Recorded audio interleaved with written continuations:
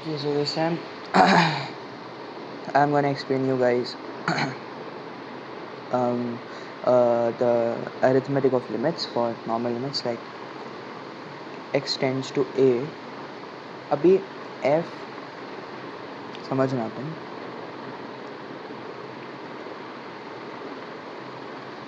मैंने ऐसे नोटेशन कर दी।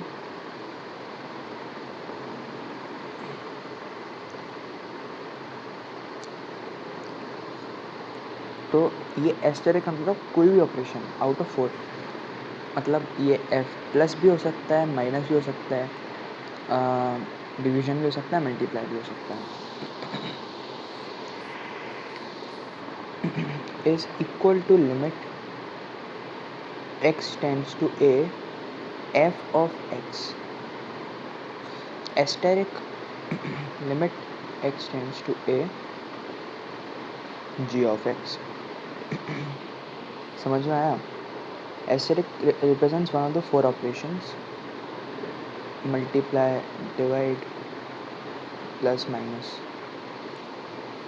मतलब ये कह रहे हैं so limit x tends to a fx by gx is equal to limit x tends to a fx divided by limit x tends to a gx। जो कि लॉजिकल ये है, वैसे ही मल्टीप्लाई में, प्लस में, माइनस में। अब हमने बोला कि LHS तो ये था और ये RHS है, ये पूरा, ये मैथमेटिकल इक्वलिटी यानी कि एग्जैक्टली इक्वल होनी चाहिए लिमिट की वैल्यूज LHS और RHS की, यानी कि ये वैल्यू जो है लिमिट की और ये वैल्यू जो लिमिट की आएगी रेशियो वाली, ये एग्जैक्टली इक्वल होनी चाहिए।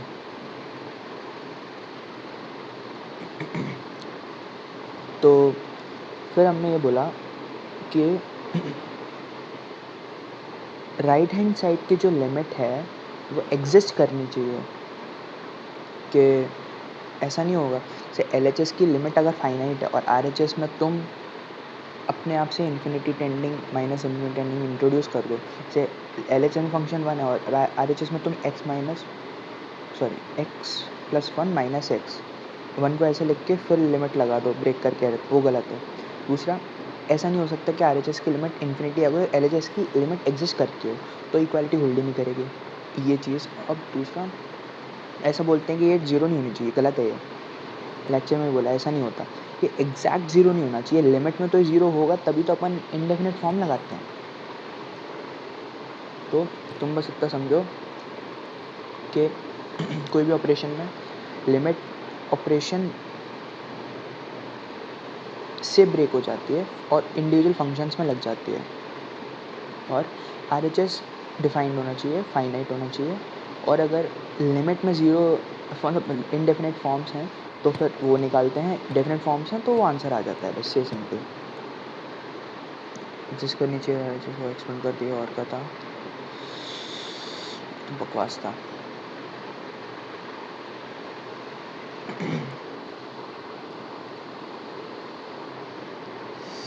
अब आते हैं जैसे limit x tends to 1 x square minus 1 और सपोज 0 है पहले x माइनस 1। तो अब समझना है, जैसे x 0 को गया, एक्स स्क्वायर भी 0 को गया, एक्स क्यूब भी 0 को गया, तो ये न्यूमरेटर -1 को गया और ये भी -1 को गया, तो आंसर बना गया। आया समझ में कैसे बोलना है? ये सब बकवास अगर ऐसे होने की जरूरत नहीं है। अब अगर हम बोले 1 है तब दिक्कत आएगी। 1 पे ये चीज़ 1 को गई, ये भी 1 को गई, तो ओवरऑल न्यूमरेटर 0 को गया। ठीक, अभी देखना कुछ लोग बोलते हैं कि डिनोमिनेटर 0 को जाना नहीं चाहिए लिमिट, क्योंकि ये तो अरिथमेटिक रूल्स यूज़ कर रहे हैं, पर ये तो 0 चला गया, तो अरे वो एग्जैक्ट 0 नहीं होना चाहिए, लोग मतलब गलत बोल देते हैं। ये तो सही है, इनडेफिनेट फॉर्म आ गया, इनडेटर्मिनेट, अब उसको एवेल्यूट करेंगे। एल हॉस्पिटल लगा दो, डिफ्रेंशिएट कर दो, कैसे भी कर दो, या P1 है तो कैसे करेंगे? एक्स